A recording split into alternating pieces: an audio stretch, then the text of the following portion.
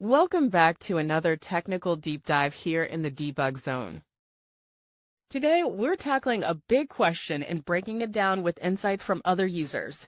Hopefully this clears up some misconceptions and helps you get the answer you need.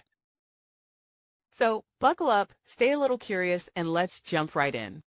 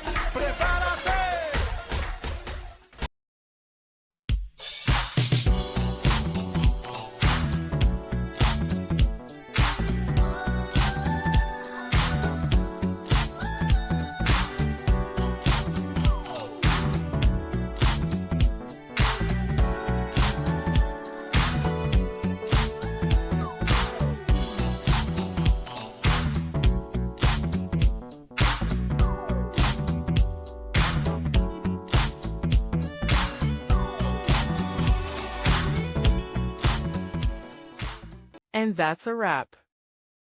I hope you found the answer you were looking for. If you did, take a second to hit that subscribe button. It really helps out. And let me know in the comments which solution worked best for you. See you next time in the debug zone.